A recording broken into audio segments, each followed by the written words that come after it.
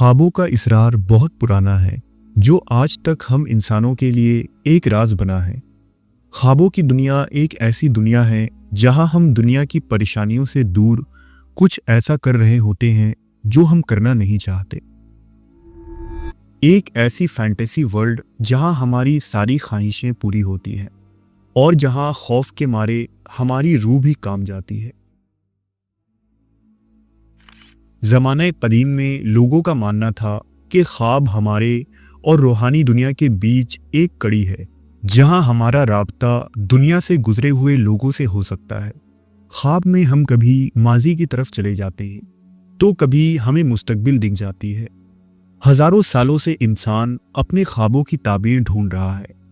خوابوں نے بڑے بڑے بادشاہوں کے فیصلے بدلے، جن فیصلوں نے تاریخ پر گہرے اثرات چھوڑے۔ جدید نیورو سائنس کے مطابق جب ہم سوتے ہیں تو ہماری نیند کی مختلف سٹیجز یا مراحل ہوتے ہیں۔ تھرڈ سٹیج میں جب انسان بہت گہرے نیند میں ہوتا ہے تب خواب آتے ہیں۔ خواب دراصل ہمارے یادوں کی ری ایکٹیویشن ہوتی ہے اور یہ ری ایکٹیویشن ہمیں خواہشات، خوف یا خوشی کی شکل میں نظر آتی ہے۔ اگر ہم ریکارڈڈ ہسٹری کو دیکھیں تو خواب تاریخ میں بڑی اہمیت کی حامل نظر آتی ہے۔ دنیا کا سب سے قدیم خواب اسٹیلیا ولچر کو مانا جاتا ہے جو کہ قدیم سومیریا کے بادشاہ کو آیا تھا۔ یہ 2450 قبل از مسیح کی بات ہے جب بادشاہ مردہ دشمنوں کو دیکھتا ہے جن کی لاشوں کو گدھ نوچ رہے ہوتے ہیں۔ سومیریا کتبے بتاتے ہیں کہ خدا سومیریا کے بادشاہ کو، جس کا نام اینا ناتن تھا، اسے اپنے دشمنوں پر فتح کی بشارت دیتا ہے۔ اس کے علاوہ میسوپوٹامیا کے کتبوں میں ایک لمبی لسٹ ملی ہے جس میں خوابوں اور ان کی تعبیر کرنے والوں کے بارے میں لکھا گیا ہے، اور یہ مٹی کی تختیاں بادشاہ اشوربنیپال کے دور کا ہے۔ یہاں دلچسپ بات یہ ہے کہ خوابوں کی تعبیر بتانے والے قدیم میسوپوٹامین لوگ ریکارڈڈ ہسٹری میں سب سے پہلے لوگ تھے، اور انہی کی طریقہ کار کے مطابق پورے ایشیا میں لوگوں نے خواب کی تعبیر کا علم سیکھا۔ اگر ہم ہیبرو بائبل یعنی توریت کی بات کریں تو بنی اسرائیل کو خوابوں کی تعبیر کا خاص علم دیا گیا تھا، جیسا کہ کئی اسرائیلی پیغمبر کی مثالیں ہمیں توریت کے اندر ملتی ہے، جہاں حضرت یوسف علیہ السلام کے خواب کی تعبیر، حضرت یعقوب علیہ السلام کا تعبیر بتانا اور حضرت دانیال علیہ السلام کا علم وغیرہ شامل ہے۔ دلچسپ بات یہ ہے کہ کچھ مذاہب ایسے بھی ہیں جو کہ اس دنیا کو ایلیوژن یا دھوکہ سمجھتے ہیں۔ ان کے مطابق دنیا میں جو کچھ ہو رہا ہے وہ بس ایک خواب ہی ہے اور ہم اسے حقیقت سمجھ بیٹھے ہیں۔ اسی طرح ہندو اور بدھ مت میں بھی اس دنیا کو ایلیوژن یا مایا کہا گیا ہے۔ تصوف میں خواب کے اندر شعور کا آنا ایک روحانی علامت سمجھی جاتی ہے۔ صوفیہ اس حالت کو یقظہ یعنی نیند میں بیداری کہتے ہیں، جس میں سالک کشف کے ذریعہ خواب میں مختلف چیزوں کا مشاہدہ کرتا ہے اور اس پر اسرار کھلتے ہیں۔ آج کی جدید دنیا کے مقابلے قدیم دنیا میں خوابوں کو بہت زیادہ اہمیت حاصل تھی، خاص طور پر بادشاہ یا رائل فیملی سے تعلق رکھنے والے لوگوں کے خواب بہت ہی اہمیت کے حامل ہوتے تھے۔ قدیم مصر میں فرعونیوں کے خوابوں کا ذکر ملتا ہے، مثلاً تھیٹموس IV، جس نے خواب دیکھا کہ وہ سفنکس کے پاس سو رہا ہے اور سفنکس اسے دعویٰ کرتا ہے کہ اگر وہ آس پاس کے ریت کو ہٹا دے گا تو وہ اسے مصر کا بادشاہ بنائے گا۔ قدیم دور میں اچھا خواب صرف بادشاہوں کے فیصلوں پر ہی اثر انداز نہیں ہوتے تھے، بلکہ خواب کے ذریعہ بادشاہوں کے اچھے یا برے کردار کی بھی پرکھ ہوتی تھی۔ قدیم یونانیوں کے مطابق خواب ہمیشہ ہی خدا کی جانب سے حکم کا درجہ رکھتے تھے۔ ہومر نے اپنے ناول ایلیاڈ میں یہ بتایا ہے کہ خواب زیوس نامی دیوتا کی جانب سے ہوا کرتا ہے۔ یونانیوں کا ماننا تھا کہ دیکھے گئے خواب دراصل دیوتاؤں کے جانب سے مختلف بیماریوں کے نسخے ہوتے ہیں۔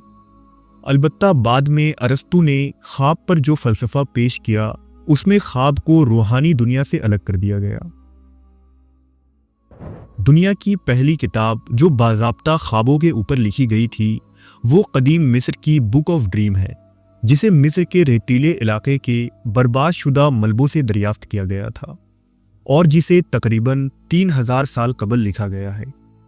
اس کتاب میں خوابوں کے ذریعہ علاج اور خوابوں کا انسان اور دیوتاؤں سے براہ راست تعلق کی تفصیل بتائی گئی ہے، جبکہ یہ کتاب آج بھی ایک پر اسرار راز ہے کیونکہ اس کے کئی حصے وقت کے ساتھ ضائع ہو گئے۔ خواب کی دنیا کی سب سے دلچسپ قسم لیوسڈ ڈریم ہے۔ قدیم زمانے میں لوگوں نے نہ صرف خواب کو سمجھنے کی کوشش کی بلکہ خواب میں جا کر انہیں کنٹرول کرنے کی بھی کوشش کی۔ خواب پر قابو پانے کے لیے جاگنے کی حالت میں کچھ چیزوں کی مشق کرنی ہوتی ہے۔ اس میں پورے دن کچھ وقفوں کے بعد ایک شخص خود سے بار بار سوال پوچھتا ہے کہ کہیں وہ خواب میں تو نہیں ہے، جسے ریئلٹی چیک کہا جاتا ہے۔ اور پھر جب وہ شخص خواب دیکھتا ہے تو خواب میں بھی اس کا سب کانشیس مائنڈ اس سے سوال پوچھنے پر مجبور کرتا ہے کہ کیا یہ خواب ہے یا حقیقت، اور اس طرح اسے یہ احساس ہو جاتا ہے کہ وہ خواب کے اندر ہے۔ لیوسڈ ڈریم کے ذریعہ قدیم دور میں لوگ روحانی علاج کرتے اور خود سناس بنتے تھے۔ تبت کے مونکس اور لاما ڈریم یوگا کے ذریعہ خواب میں جا کر اپنے سبھی ڈر اور خوف پر فتح حاصل کرتے تھے، پھر اپنے تمام جنسی خواہشات کو پورا کرتے، اور پھر وہ اپنے خواب میں بیٹھ کر گہری نیند کا انتظار کرتے، جبکہ اصلی حالت میں ان کا جسم تقریباً مردہ ہو جاتا تھا، جسے سمادھی کی حالت کہتے ہیں۔ تصوف میں بھی خواب کے اندر شعور کا آنا ایک روحانی علامت سمجھی جاتی ہے۔ صوفیہ اس حالت کو یقظہ یعنی نیند میں بیداری کہتے ہیں، جس میں سالک کشف کے ذریعہ خواب میں مختلف چیزوں کا مشاہدہ کرتا ہے۔ صوفی مشائخ اپنے مریدوں کو ذکر، مراقبہ اور مجاہدے کے ذریعہ اس درجے تک پہنچاتے ہیں۔ خواب کی اس حالت میں مرشد اپنے شیخ سے روحانی ملاقات کرتے ہیں اور ان سے رہنمائی ملتی ہے۔ جدید دور میں خوابوں کا باقاعدہ مطالعہ ایک فرانسیسی ڈاکٹر الفریڈ مور نے 1847 میں شروع کیا تھا۔ انہوں نے تقریباً 3000 خوابوں کا مطالعہ کیا اور ان کا کہنا تھا کہ خواب بیرونی محرکات سے جنم لیتی ہیں۔ اس کی وجہ ہماری روزمرہ میں ہونے والے واقعات، حادثات اور دبے ہوئے خواہشات ہوتے ہیں۔ 20ویں صدی میں خواب پر باقاعدہ ریسرچ مشہور سائیکولوجسٹ سگمنڈ فرائیڈ نے کیا۔ انہوں نے اپنی کتاب the interpretation of the dream میں لکھا ہے کہ خواب بے وجہ اور بے قاعدہ نہیں ہوتے، یا تو وہ ہمارے نہ پانے والے آرزوؤں کی تکمیل ہوتی ہے یا ان خوابوں کی کچھ خاص تعبیریں ہو سکتی ہیں، اور ان تعبیر کو جاننے کے لیے خواب دیکھنے والوں کا سائیکو انالیسس ضروری ہوتا ہے۔ فرائیڈ کے اس پروسیس کو بعد میں اوڈیپس کمپلیکس کا نام دیا گیا۔ خواب میں کچھ چیزیں نہایت ہی عجیب ہوتی ہیں، مثلاً مرے ہوئے لوگوں سے ملاقات، خود کے ہم شکل کو دیکھنا، ایسی دنیا میں پہنچ جانا جسے ہم نے نہ کبھی دیکھا نہ سنا۔ خواب میں ہم اڑ نہیں سکتے، دوڑ نہیں سکتے۔ اسی طرح اگر ہم خواب میں گھڑی دیکھیں پھر دوبارہ گھڑی پر نظر ڈالیں تو وقت بدل جائے گا۔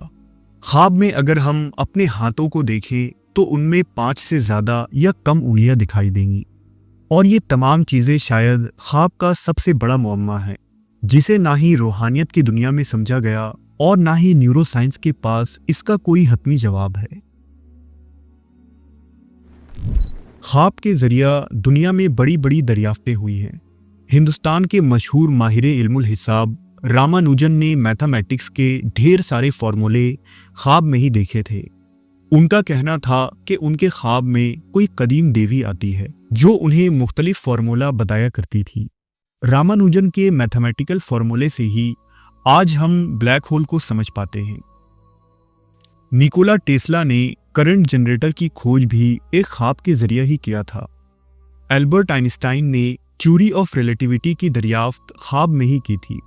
پیریوڈک ٹیبل اور ڈی این اے کی اسٹرکچر کی دریافت بھی خواب کے اندر ہی کی گئی۔ 6 صدی عیسوی میں جب اسلام کی آمد ہوئی تو اس دین حق نے خواب کے متعلق ایک روحانی اور عقلی نظریہ پیش کیا۔ خوابوں کے متعلق قدیم مصری، یونانی اور دیومالائی نظریات کو مسترد کر دیا گیا۔ اسلام نے خوابوں کا ایک ایسا نظریہ پیش کیا جو آج بھی دنیا کے لیے اپنے تمام تر سائنسی انکشافات کے باوجود سب سے زیادہ ترقی یافتہ اور لاجیکل ہے۔